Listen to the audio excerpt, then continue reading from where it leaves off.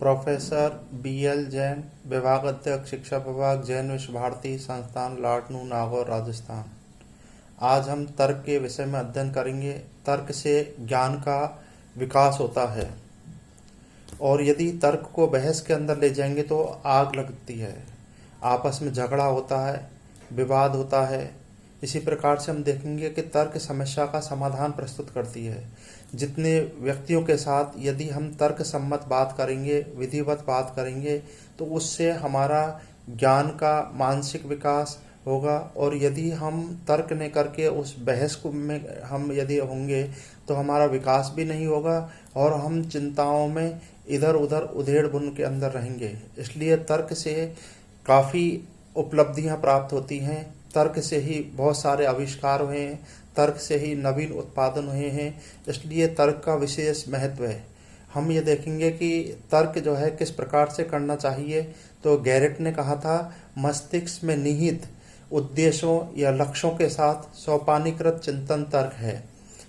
यथा उदाहरण के रूप में हम देखेंगे, आधारिका है, प्रतिज्ञप्ति नंबर 1 है। यदि एक संख्या के अंत में 5 हो तो वह 5 से विभक्त हो जाएगी। प्रतिज्ञप्ति दूसरी है, 7805 संख्या के अंत में 5 है, तो हम देखेंगे कि प्रतिज्ञप्ति तीसरी के अंदर 7805 संख्या में 5 विभक्त हो जाएगा। स्किनर कहता है कि कार्य तथा कारण संबंधों की मानसिक पहचान का वर्णन करने के लिए प्रयुक्त किए जाने वाले शब्द तर्क हैं। जैसे कि 2 गमले लिए, एक गमले में जो है पौधा लगाया और दूसरे में जो पौधा लगाया था, एक को कमरे के बाहर रखा गया था और दूसरे को कमरे के अंदर रखा गया था। जिसे कमरे के अंदर रखा गया था उसमें भी खाद, बीज और जल, वायु की पूरी व्यवस्था थी। उसी प्रकार की सेम जो बाहर रखा गया था उसमें भी इसी प्रकार की व्यवस्था थी। लेकिन ये देखने में आया कि जो पौधा बाहर रखा गया था उसका विकास हुआ, अंधेरे कमरे में रखा गया था वो अपना विकास नहीं कर पाया। तो इस प्रकार से हम ये देखते हैं कि कोई भी चीज़ है कारण से और कार्य पर प्रभाव पड़ता है जो है। यदि कारण अच्छा है तो कार्य भी अच्छा होगा। तो इस प्रकार से हम और दूसरा उदाहरण देख सकते हैं कि कुछ व्यक्ति जो है किसी पार्टी में खाना खाने के लिए गए थे। वहाँ जो व्यक्ति गए थे उन्होंने एक ने पूड़ी, छोले की सब्जी और इधर से अचार खाया था। दूसरे ने जो है छोले भटूरे खाए थे, साथ में आलू की सब्जी खाई थी, अचार खाया था। और तीसरे व्यक्ति ने जो है वहाँ जाकर के उसके अंदर बाटी खाई थी, चूरमा खाया था, अचार खाया था। और घर जाते ही तीनों के तीनों बीमार हो जाते हैं जो है।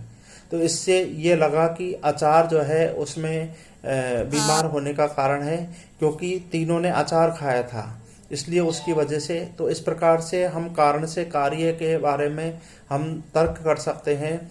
गेट्स व अन्य कहता है, तर्क एक उत्पादन चिंतन है जिसमें किसी समस्या का समाधान करने के लिए गत अनुभवों को नए ढंग से संयोजित किया जाता है। अनुबंधित चिंतन होता है, जहाँ धुआं है वहाँ पर आग होती है। कमरे में धुआं है अतः कमरे में आग है।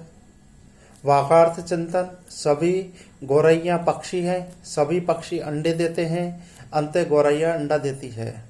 रेखीय चिंतन, राम मोहन से बड़ा है, सुरेश राम से बड़ा है, अंततः सुरेश मोहन से बड़ा है। हम ये देखेंगे कि तर्क के सोपान कौन से, किस आधार पर तर्क हमें करना चाहिए। नंबर 1, समस्या की उपस्थिति। उदाहरण के रूप में एक बालक रोता है। दूसरा है समस्या की जानकारी।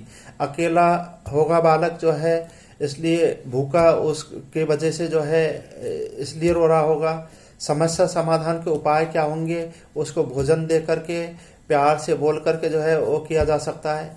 अब एक उपाय का चुनाव इनमें से हमें किया जाना है। उपाय का प्रयोग किया कि उसे भूखा है तो चलो दूध पिला दीजिए, ताकि जो है वो चुप हो जाएगा। तो इस प्रकार से ये तर्क के एक सोपान है। एक सोपान की स्थिति में जाकर के हम किसी तर्क को निकाल सकते हैं। तर्क का शैक्षिक महत्व है, जटिल समस्याओं के समाधान करने में उपयोगी है। ये कार्य कारण संबंधों को ज्ञात करने में है, उच्च स्तरीय संज्ञानात्मक विकास करने में है, सोपानीकृत चिंतन विकसित करता है, उत्पादक चिंतन विकसित करने में।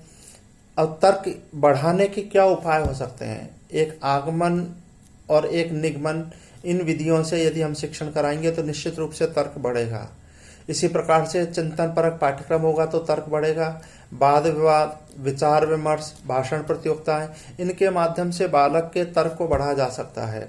खोज का करना, प्रयोगों को करवाना, अनुसंधानों का करवाना, इसके माध्यम से भी तर्क को बढ़ाया जा सकता है। इसी प्रकार से हम देखेंगे निरीक्षणों के माध्यम से, परीक्षणों के माध्यम से व स्वयं की क्रियाओं के माध्यम से भी तर्क बढ़ सकता है। फिर हम देखेंगे कि विचार विश्लेषण व सृजनात्मक प्रश्नों के माध्यम से भी तर्क को बढ़ाया जा सकता है।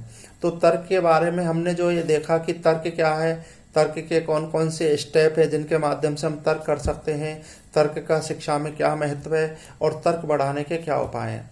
इसलिए हमें प्रयास करना चाहिए, अधिक से अधिक जो विद्वत जन है, शिक्षाविद हैं, उनके साथ तर्क करना चाहिए। तर्क करने से क्या है, समस्या का समाधान होता है। और यदि तर्क को हम बहस के अंदर ले जाएंगे तो वहाँ झगड़े होने की संभावना रहेगी। इसलिए प्रयास करना चाहिए, जितना हो सकता है हमें तर्क का उपयोग करना चाहिए, क्योंकि तर्क मानसिक विकास करने की बहुत एक अच्छी प्रक्रिया है। और तर्क का यदि समुचित ढंग से यदि प्रयोग करेंगे, विधिवत ढंग से यदि हम प्रयोग करेंगे, तो निश्चित रूप से किसी भी प्रकार की समस्या है उसको सॉल्व किया जा सकता है।